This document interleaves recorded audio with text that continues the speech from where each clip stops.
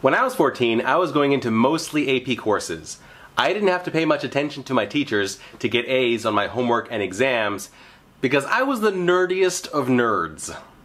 I was one of half a dozen or so Asian kids at my Maryland high school. I heard some slurs. But even though I was always at a computer and went for an electrical engineering independent study program at the Naval Academy and then another one at Westinghouse, when did I lose my smarts? Despite all of that, I was never accused of building a bomb or any other terrorist activity. And that's because my skin is yellowish tan, not brown.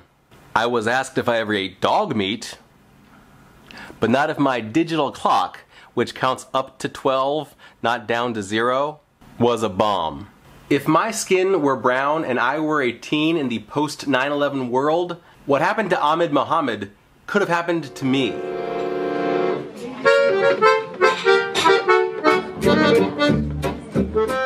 It's Thursday, Paul Talkers and other viewers. My name is Paul Roth.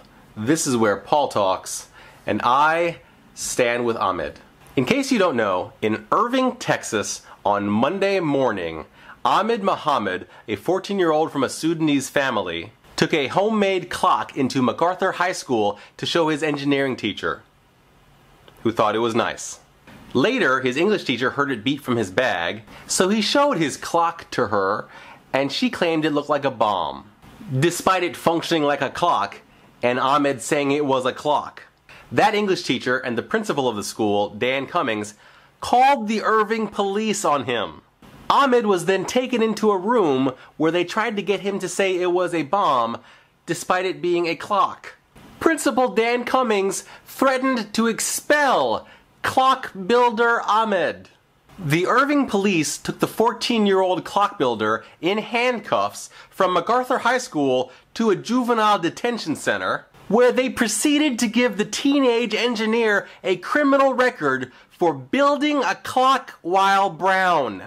Later still, the mayor of Irving, documented Islamophobe Beth Van Dyne, released a statement defending the police and the staff of the Irving Independent School District for their vigilant actions against potentially terrible and violent acts. I am so angry! These willfully ignorant racist people in 3 areas of power, school, police, and government, would have ruined Ahmed's life if a reporter from the Dallas News, Avi Selk, hadn't written the article that went up on the internet Tuesday night. Because President Obama knows who Ahmed is now, that kid will probably be okay. But think of how many other brown lives may have been and will be ruined by the racism that is still entrenched in Irving, Texas. And what if it's happening in other towns in America? Oh wait, it's happening in all the towns and cities of the United States, and elsewhere in the world too. So what do? I don't know squat about how the world works, but in my optimistic ignorance, I came up with a phrase.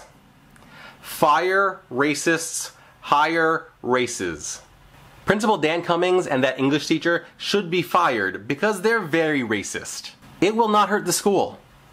Let me tell you a secret. There are many people who want to be hired as principals and teachers.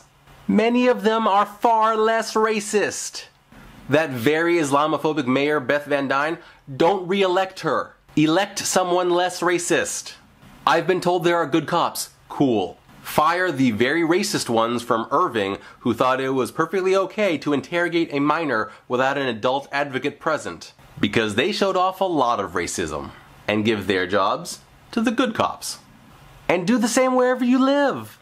If the local school officials treat the students who are not white worse than the ones who are white, stop paying them a salary. If the local cops treat people in your community who are not white worse than the ones who are white, get those cops ousted. If your local, county, state, or national officials believe and recite racist rhetoric, vote for other people at least. Get the racist ones unseated if you can. Lots of brands came forward to make offers to Ahmed. That's great, but there are millions of other Ahmeds. Different names, different genders, different ages, different ethnicities, but also not white. If you are an organization that stood with Ahmed this week, hire lots of people who are not white. Supporting one brown kid won't fight the racism everywhere, so support as many as you can. What did I miss in my ranting? I'm sure that I missed stuff.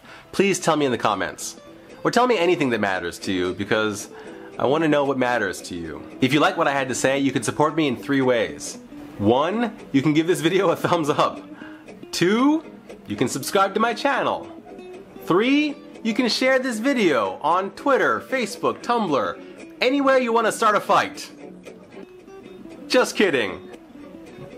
Kinda. And you've reached the end of my video. Thank you.